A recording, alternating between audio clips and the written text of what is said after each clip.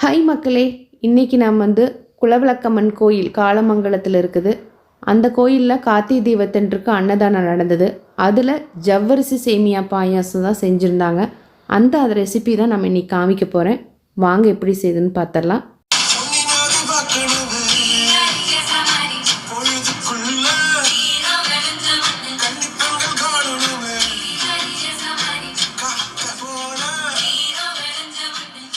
வாங்க இப்போ சமையல் செய்கிற இடத்துக்கு போகலாம்.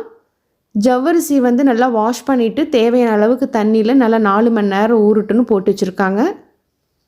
பாயாசத்துக்கு தேவையான அளவுக்கு தண்ணி கொதிக்க விடுறதுக்காக வச்சுருக்காங்க. அரிசி பாருங்கள் 4 மணி நேரத்துக்கு அப்புறம் நல்லா ஊறிடுச்சு. கொதிக்கிற தண்ணியில் ஊற வச்ச ஜவ்வரிசியை உள்ளே சேர்த்துறாங்க. முக்கால் பதம் வெந்து வர வரைக்கும் கைவிடாமல் கிளறிக்கலாம். இது வேகட்டும்.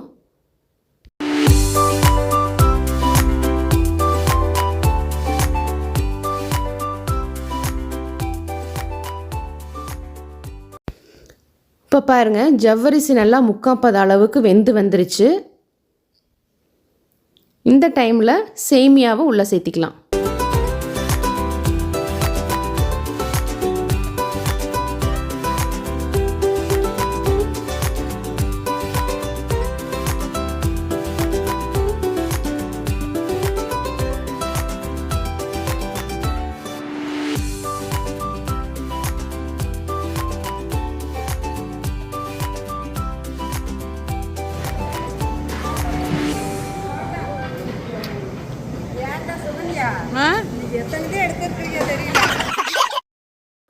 சேமியாவும் ஜவ்வரிசியும் நல்லா வெந்து வந்ததுக்கு அப்புறமா ஏலக்காய் தூள் சேர்த்துறாங்க. பால் சேர்த்துறாங்க. Milk mat ஊற்றுறாங்க. இது கூடவே இந்த பாயாசத்துக்கு தேவையான அளவுக்கு சர்க்கரையும் சேர்த்துறாங்க. ஜவ்வரிசிங்கிறதுனால கையெடுக்காமல் கிளறிக்கிட்டே வாங்க, அடி பத்தாமல் பார்த்துக்குங்க. வெண்ணிலா எசன்ஸ் 2 மூடி சேர்த்துறாங்க.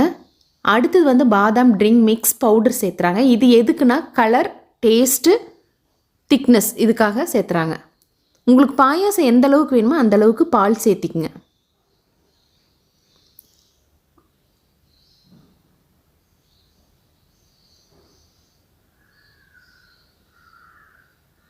இப்போ பார்த்தீங்கன்னா முந்திரி, வறண்ட திராட்சை, சாரா பருப்பு. சாரா பருப்புங்கிறது கிலோ 1000 ரூபாயிலிருந்து 3000 வரைக்கும் இருக்குது. அதனால் பெரும்பாலும் நிறைய பேர் பயன்படுத்த மாட்டாங்க. ஆனால் இந்த பாயாசத்துக்கு இது போட்டு செஞ்சிங்கன்னா தான் நல்லாயிருக்கும். தேவையான அளவுக்கு நெய்யில் இந்த 3ஐயும் வறுத்து எடுத்துக்கலாம். அதுக்கப்புறம் கடைசியில் இது சேர்த்தும் போது அடுப்பை ஆஃப் பண்ணிவிட்டு இது சேர்த்திக்குங்க.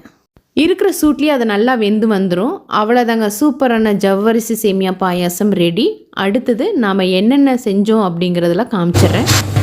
இது கத்திரிக்காய், உருளைக்கிழங்கு, பூசணிக்காய் சாம்பார். இது ரசம். இது வெண்டைக்காய் புளிக்குழம்பு. இங்கே ஹைலைட்டு இந்த புளிக்குழம்பு தாங்க. இது மட்டும் இல்லை, சர்க்கரை பொங்கல், உருளைக்கிழங்கு பொரியல், முட்டைக்கோஸ் பொரியல், பஜ்ஜி அப்படின்னு இன்னும் 2-3 டிஷ்ஷஸ்லாம் இருந்தது. இது எல்லாமே 300-400 பேத்துக்கு மேலே கார்த்திகை தீபத்தன்றுக்கு இரவு நேரத்தில் அன்னதானமாக இருந்தது. எல்லோரும் நல்லா சாமி கும்பிட்டு சாப்பிட்டு திருப்தியாக போனாங்க. இந்த வீடியோ பிடித்திருந்தால் லைக் பண்ணுங்கள். நாளை வேறொரு பதிவில் சந்திப்போம். அதுவரை நன்றி, வணக்கம்.